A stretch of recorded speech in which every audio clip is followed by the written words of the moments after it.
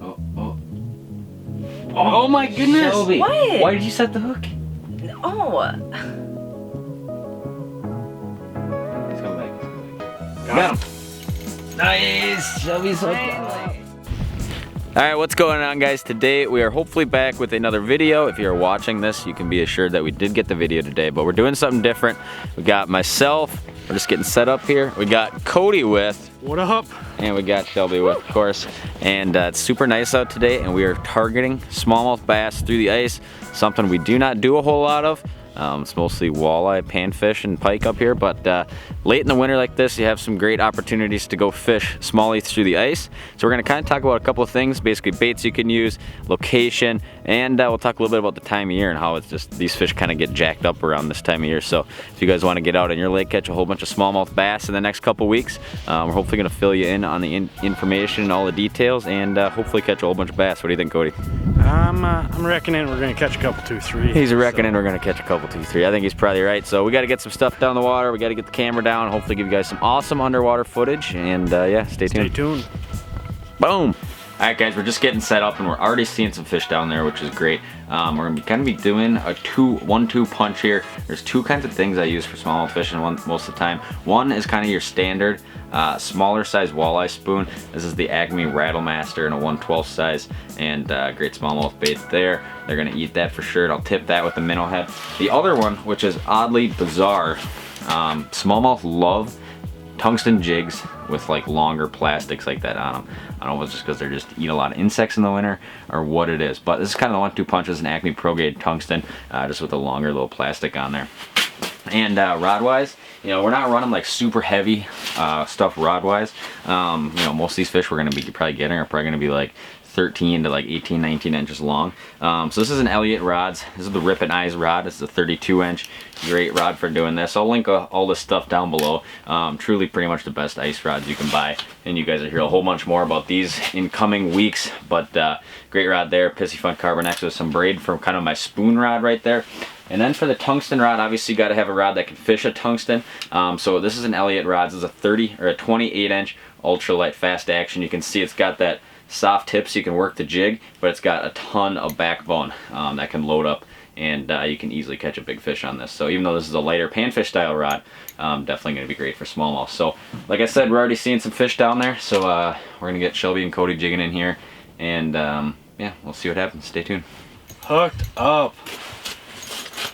Awesome. Flew right in. That thing had no time. Not very big though, is he? No, I think it's only like a 13, 14 incher. Yeah, it's about that. There's a lot of fish down that side right now. Look at him. He is just angry. Little chunker. Little chunker.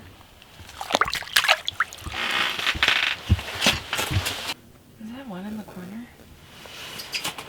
Oh, I don't right there. Yeah. Hooked up. Hooked up! That is a much better smallmouth there. It's a lot bigger than the last ones. Yeah.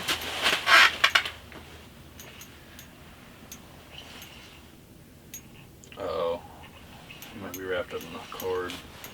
We got a little bit of a problem there, if that's the case.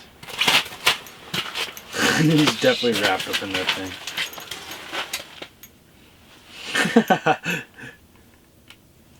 I helping at all? No, you're good. You're good. He's out of it. He's in the hole. Oh yeah, look at that fish. Oh, nice. Nice bronze back. That's super cool. A little Acme jig just pinched right there on top of the mouth. Here he comes. Oh. Hooked up. Hooked up, folks. This is a lot of fun out here. A lot of fun. Like, granted, it's not fast and furious every single time, but later in the year, as our game fish season is about to end, these smallmouth get a little bit more fired up. They start to eat again, starting to put on a little bit of weight.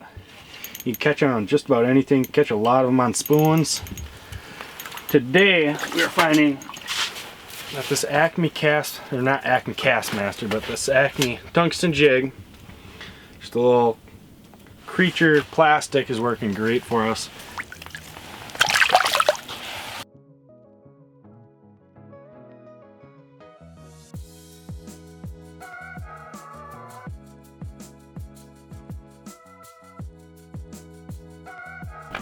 Hooked up. Fish on. How's it feel? Feels bigger. We'll see. Smart. What do you think? They are fun on light tackle. There he is. Not a bad one. Ice fishing. It's been great catching some smallmouth. Fun. Yes, lots of fun. I'll release him.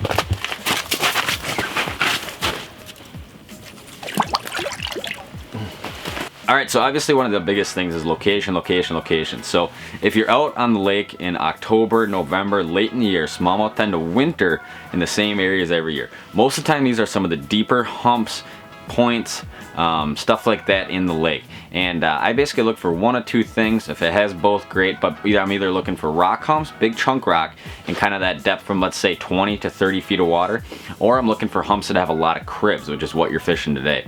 Something that looks like this is what we're on today. You can see these cribs. Smallmouth love wintering around these areas. Now, these are the same spots that smallmouth live in from October really until they start pushing up to spawn in the spring. So a lot of times once you find a spot like this, there's going to be fish there, you know, kind of throughout the course of the winter.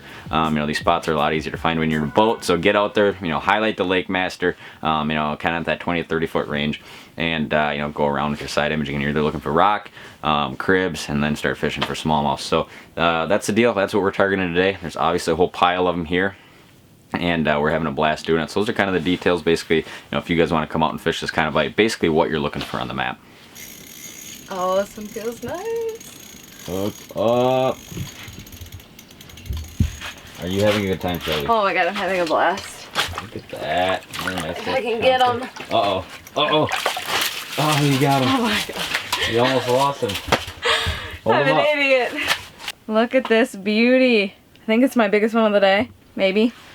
We've been catching some nice ones. It's a blast out here. There he goes. Hell yeah.